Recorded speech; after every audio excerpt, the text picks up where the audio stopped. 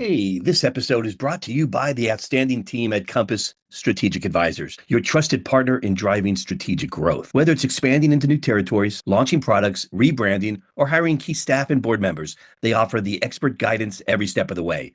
With a versatile approach and a proven track record, Compass is the go-to resource for both startups and established companies looking to scale with confidence. Thanks, and show your support for this podcast by sharing some sponsor appreciation. Check these guys out at www.compass-strategic-advisors.com. All right.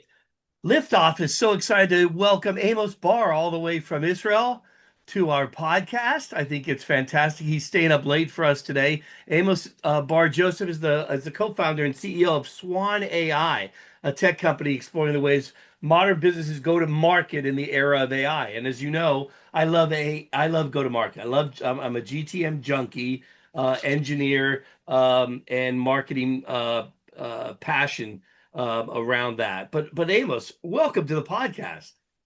Thank you for having me, Keith. I'm excited. I appreciate that intro. Could I take you with me to every social gathering and have you like introducing me to folks? You can. I do have to check off on where we're going and who we're meeting with first because I've made some enemies along the way too. But no, hey, speaking Noted. of famous though, come on, I just read in USA Today where you were named one of the business leaders to follow in 2026. I know your mom must be proud, right? Don't believe what they write in these newspapers, Keith.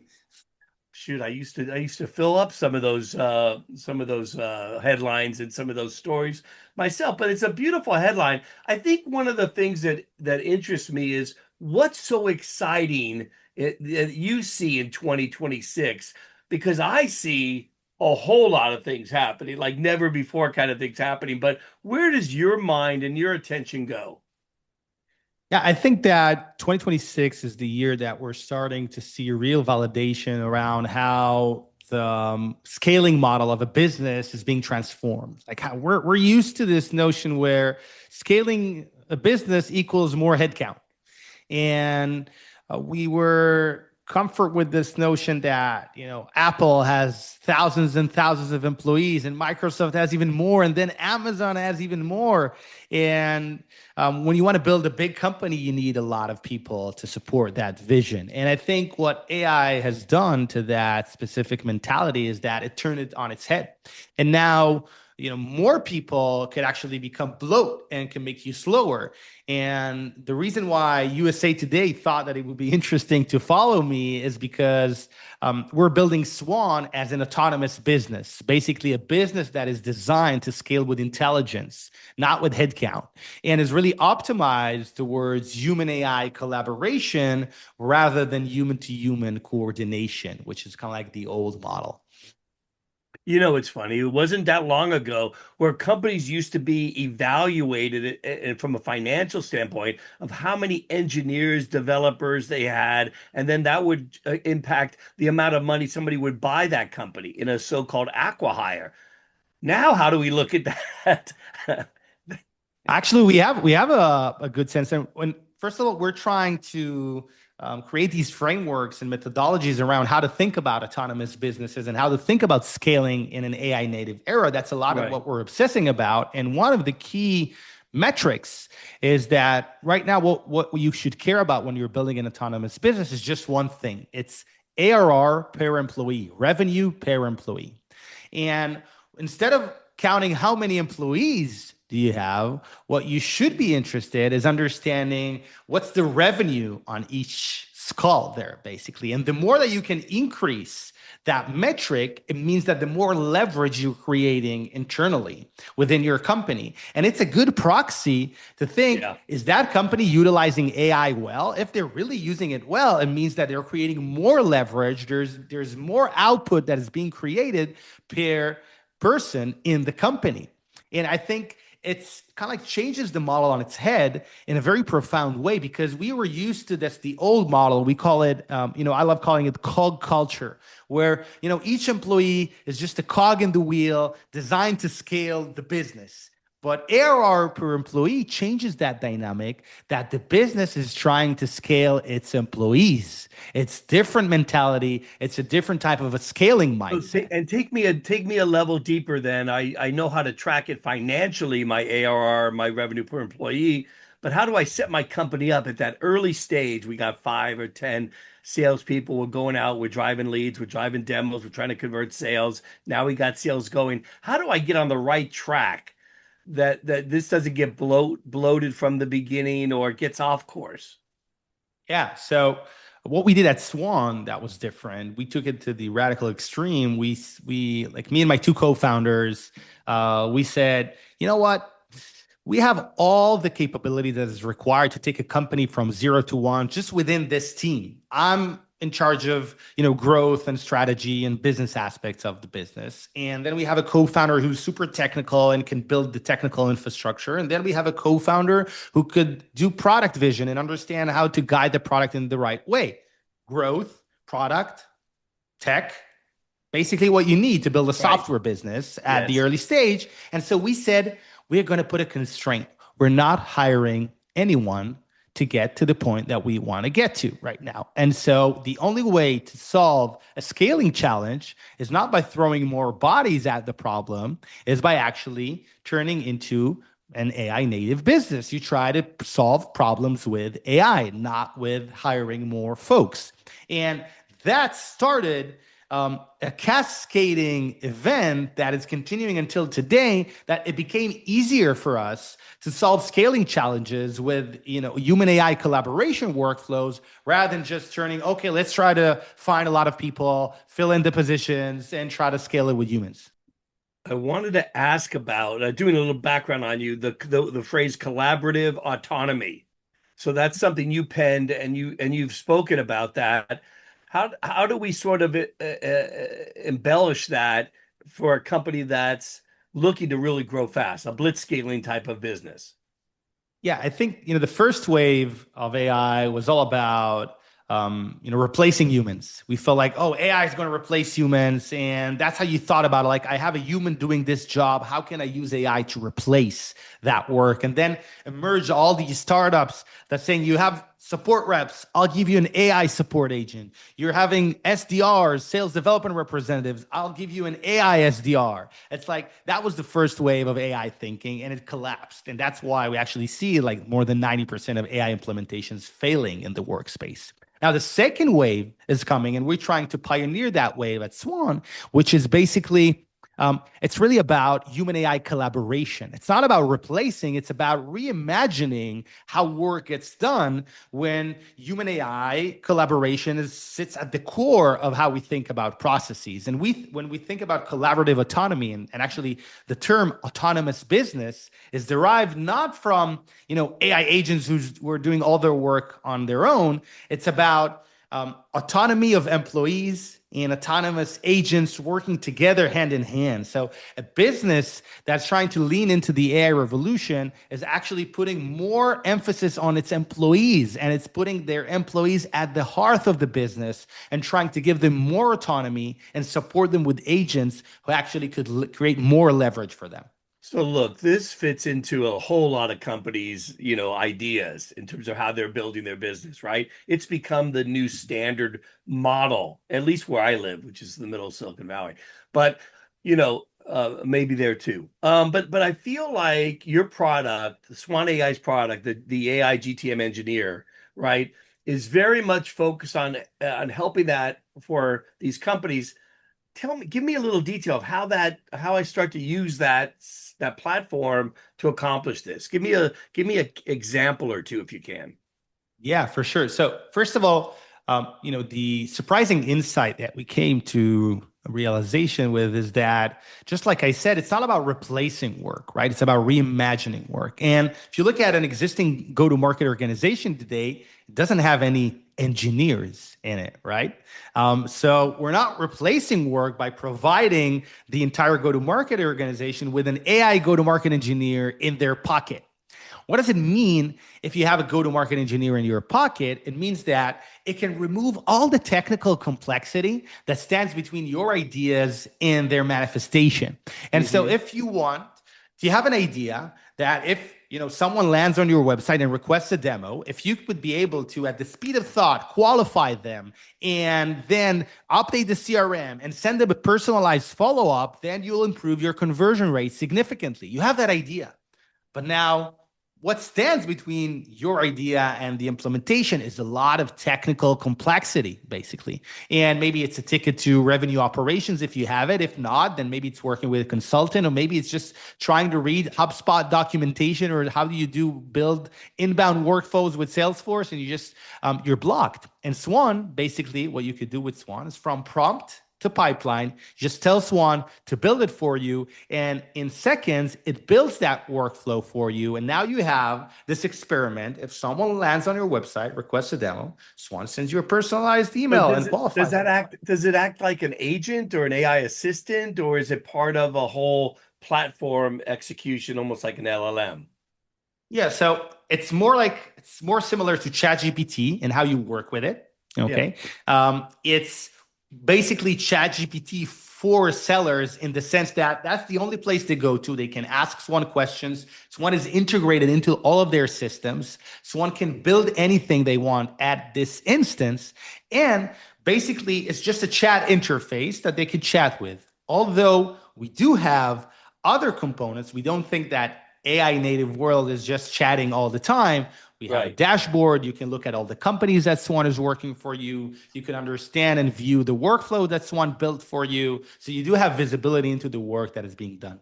Am I viewing this as the idea generator, the idea partner, or the idea executor?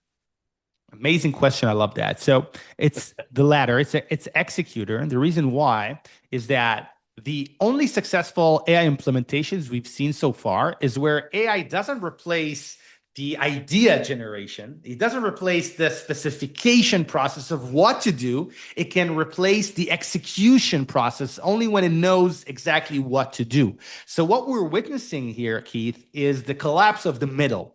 What does that mean? Is that until today, to get job done, you need to specify the work, you need to execute the work, and then you need to review the output of that work.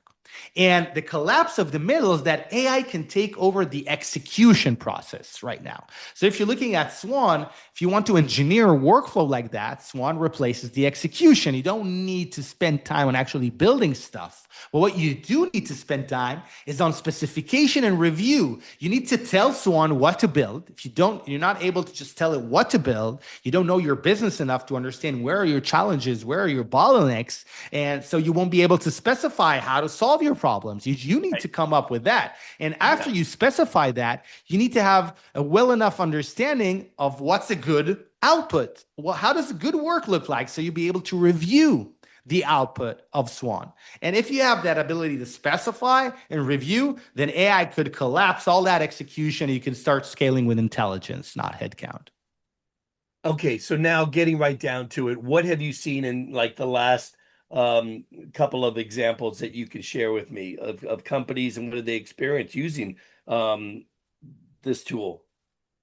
Yeah, so I think that it depends on like your stage. Basically, if you're like super early stage, then you don't have a lot of like inbound motion coming to you. No one really knows about you. And it's really about like knocking on people's doors, trying to get their attention, right? And so that's basically called outbound, right? If you want to kind of like frame it under like a specific process. And so Swan could help you agentify all of your outbound initiatives. So instead of you trying to think, who should I reach out today, and pick up a list and try to think about how do I personalize it, or how do I need to research, or if you're just putting everything into a dumb email automation sequences, they're sending the same emails to everyone, you can just talk to Swan and try to hypothesize with it. You know what? Let's try to reach out to folks who are just hiring for SDRs, for example. For us, that could work well. If you're hiring an SDR, you're trying to generate more pipeline. So let's reach out to folks who are hiring SDRs, and let's reach out to the CRO and let's send them a personalized, multi-channel email LinkedIn campaign. You just talk to Swan. Swan builds that for you, initiate that. And you can say, you know what? If it's a super valuable lead right in my alley, I want to review the email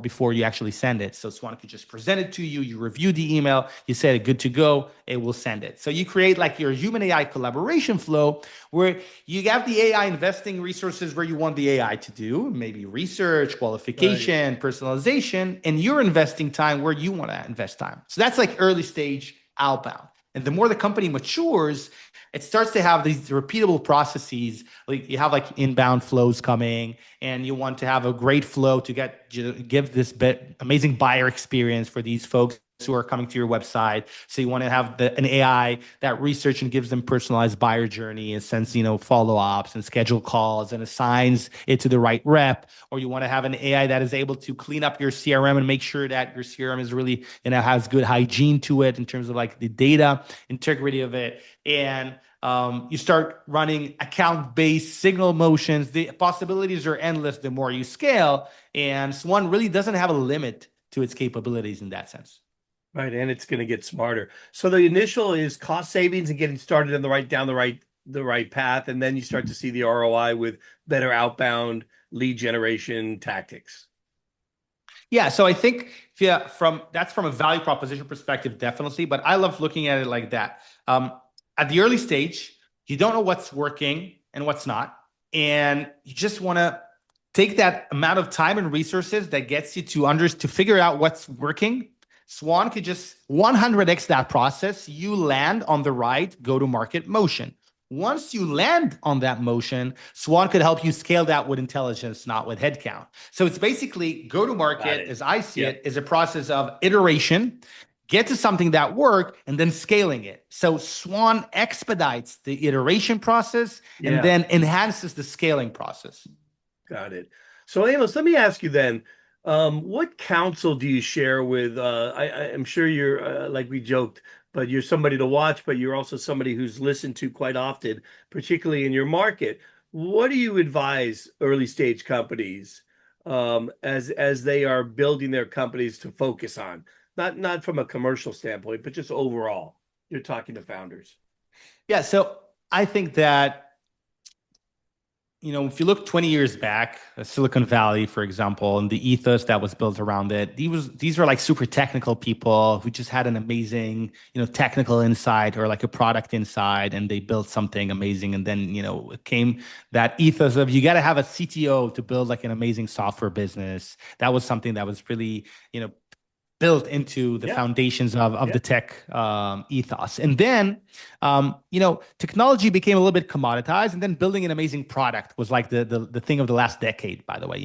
Things like Slack, Monday, companies that just built an amazing product and scale with that. And that is also being commoditized with the fact that, AI is just democratizing software engineering in such a fast pace. And so what is the most important thing in 2026 and onwards, in my opinion, is go-to-market innovation. And I feel like that is mostly overlooked by most of founders.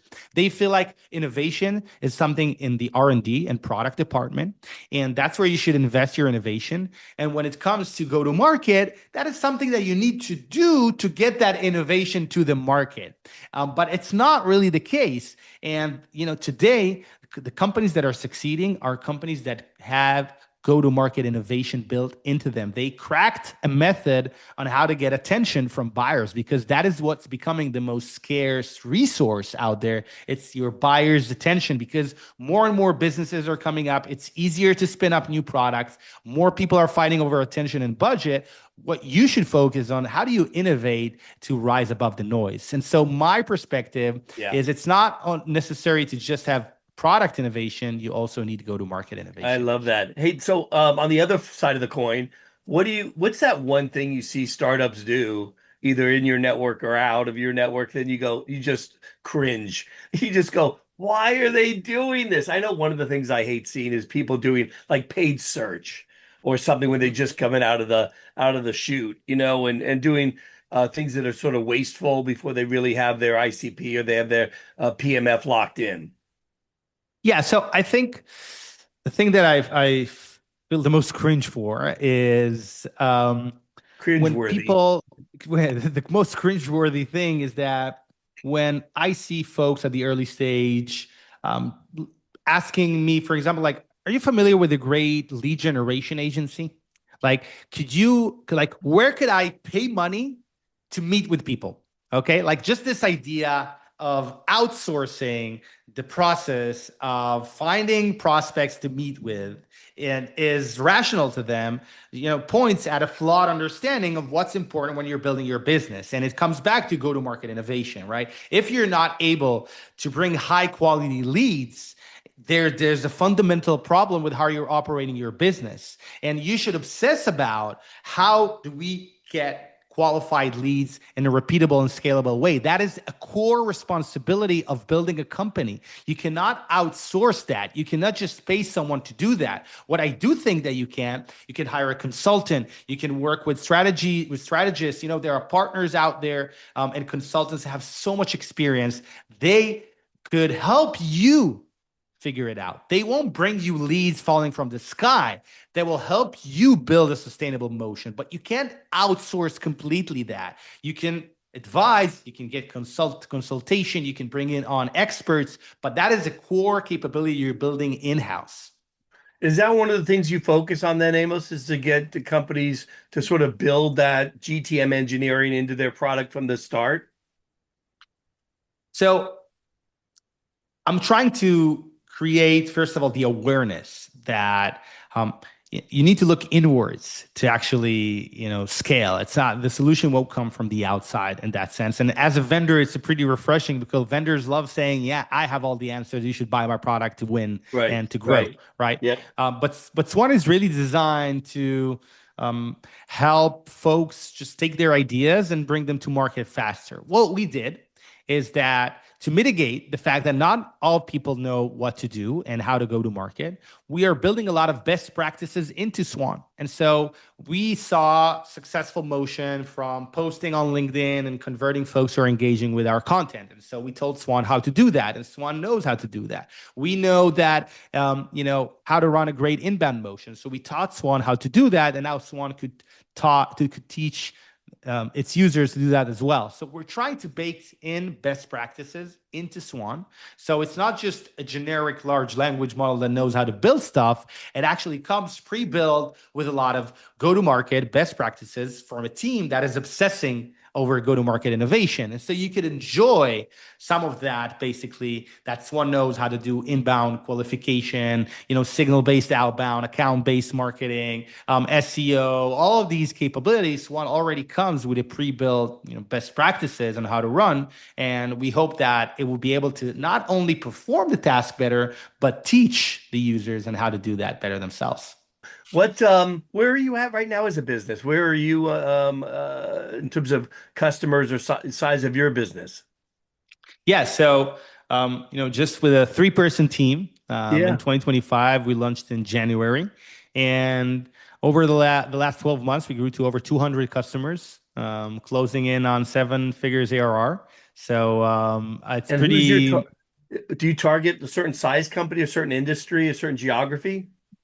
Yeah, so our focus is, small, medium businesses. If you're a startup, then it's like C to Series B startups. If you're not a startup, then you basically already have some go-to-market motion running, but you're not huge, so you don't have like 50 or 100 reps already. So it's like somewhere in those lines, somewhere between that. We work mainly with US and European companies, but we have customers from Australia, India, South Africa, all over the place.